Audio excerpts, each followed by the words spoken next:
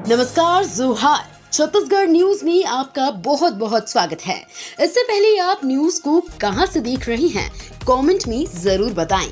साथ ही चैनल को सब्सक्राइब करना बिल्कुल ना भूलें। लोकसभा चुनाव के लिए फुल तैयारी में कांग्रेस। आने वाले कुछ महीनों में होने वाले लोकसभा चुनाव के लिए कांग्रेस ने पूरी तैयारी कर ली है। यही कारण है कि इस चुनाव में कांग्रेस महिलाओं के लिए 33% आरक्षण लागू करने की बात कर रही है। अखिल भारतीय महिला कांग्रेस के अध्यक्ष अलका लांबा ने आगामी लोकसभा चुनाव में महिलाओं के लिए 33% आरक्षण लागू करने की बात कही है। रायपुर में खुलेगा छत्तीसगढ़ का पहला आयुर्वेद विश्वविद्यालय। छत्तीसगढ़ की राजधानी रायपुर में प्रदेश का पहला आयुर्वेद विश्वविद्यालय खुलेगा। शिक्षा मंत्री बृजमोहन अग्रवाल ने नारायण प्रसाद अवस्थी शासकीय आयुर्वेद महाविद्यालय में 2 दिवसीय आयुर्वेद एलुमनी मीट स्वर्ण कुंभ में ये घोषणा की। इस अवसर पर उन्होंने कॉलेज से पढ़कर निकले और देश विदेश में सेवाएं दे रहे ऐसे पुराने डॉक्टर्स को सम्मानित किया। लोकसभा चुनाव से पहले लघु वनोपज प्रबंधन संघ ने बढ़ाई विष्णुदेव साय सरकार की चिंता।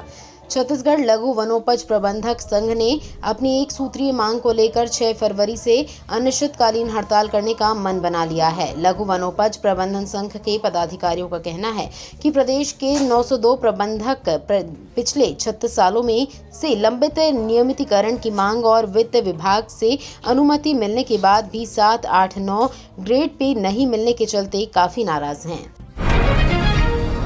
सीएम विष्णुदेव साय ने पीएम मोदी को लिखा पत्र।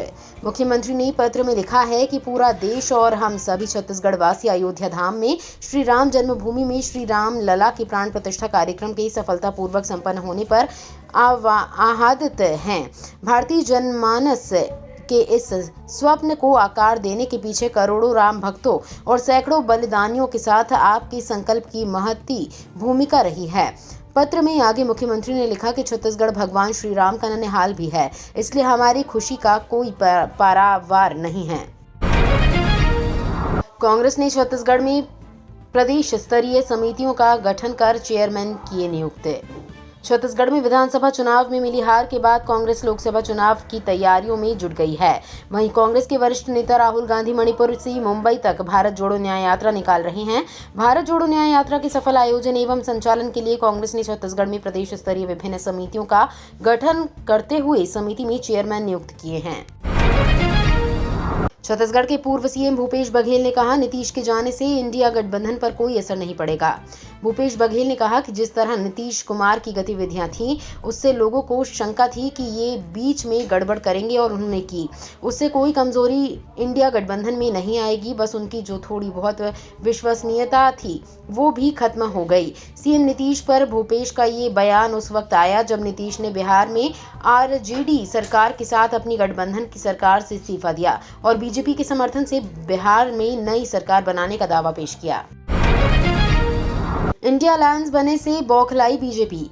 महिला कांग्रेस की राष्ट्रीय अध्यक्ष अलका लांबा 2 दिवसीय छत्तीसगढ़ दौरे पर हैं। रायपुर राजीव भवन में प्रेस कॉन्फ्रेंस कर उन्होंने जमकर हमला बोला। अलका लांबा ने कहा कि इंडिया अलायंस बनने से भाजपा बौखलाई हुई है। हमारे 2 सहयोगी शिवसेना और एनसीपी को 2 फाड़ में बांट दिया। छत्तीसगढ़ में बिजली की नई दर जल्द होगी लागू। राज्य विद्युत नियामक आयोग छत्तीसगढ़ में बिजली के दाम बढ़ाने या घटाने पर जल्द फैसला लेने वाला है। बिजली कंपनियों के प्रस्ताव को देखने और जन सुनवाई के बाद ही आयोग नई टैरिफ तय करेगा। सूत्रों के मुताबिक वित्तीय वर्ष 2024 से 25 के लिए बिजली की नई दरें तय करने की प्रक्रिया शुरू हो चुकी है। माना जा रहा है कि ये प्रक्रिया पूरा होते तक लोकसभा चुनाव का ऐलान हो सकता है। रिटायर्ड कोयला कर्मियों को इलाज के लिए मिलेंगे 50,000 रुपए।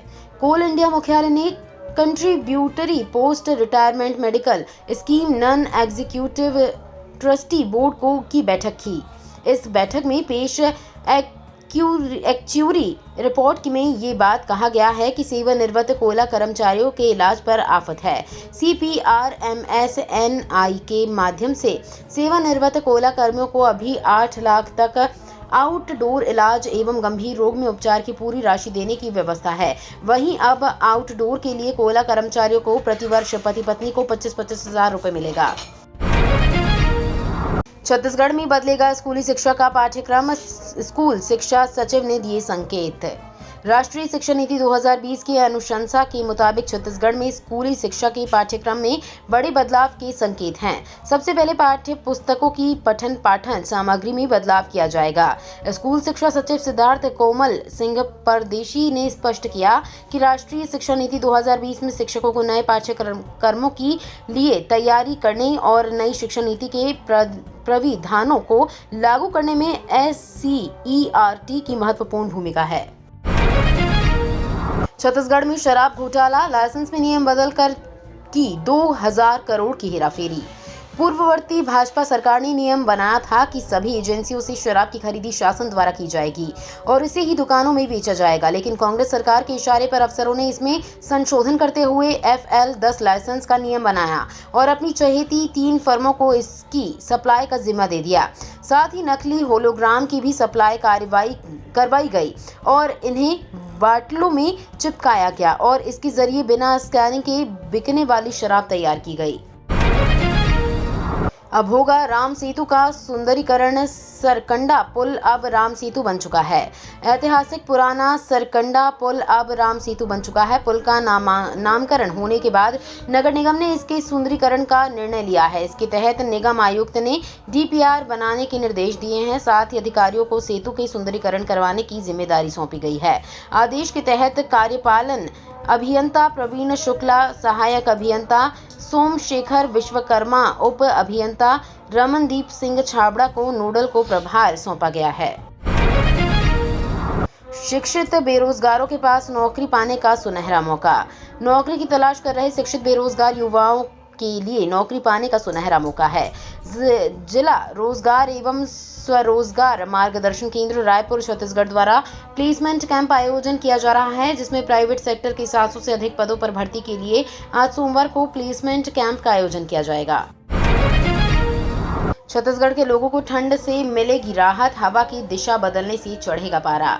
अगले 3 दिनों तक लोगों को ठंड से राहत मिलती हुई दिखाई दे रही है, क्योंकि हवा की दिशा में परिवर्तन हुआ है और पश्चिमी विक्षोभ द्रोणिका के रूप में पूर्व की ओर 50 डिग्री पूर्व और 30 डिग्री उत्तर में स्थित है। इसके कारण वातावरण में नमी की मात्रा में वृद्धि होने की संभावना है। इसकी वजह से न्यूनतम तापमान में अगले 3 दिनों तक क्रमिक वृद्धि होने की संभावना है। राहुल गांधी ने केंद्र सरकार पर लगाया आरोप, नफरत और हिंसा फैला रही है भाजपा। कांग्रेस नेता राहुल गांधी ने भारतीय जनता पार्टी नीत केंद्र सरकार पर देश भर में नफरत और हिंसा फैलाने तथा गरीबों और युवाओं के हितों को नजरअंदाज करके बड़ा कॉरपोरेट घरानों के लिए काम करने का आरोप लगाया है। उन्होंने कहा, केंद्र सरकार ने सशस्त्र बलों के लिए एक अल्पकालिक भर्ती योजना अग्निवीर को शुरू करके उन युवाओं का मक्खिल उड़ाया है जो सशस्त्र बलों में शामिल होना चाहते हैं। ये तो थी आज की बड़ी खबरें। अगर आपको न्यूज़ पसंद आई हो तो वीडियो को लाइक और शेयर करना बिल्कुल ना भूलें। धन्यवाद।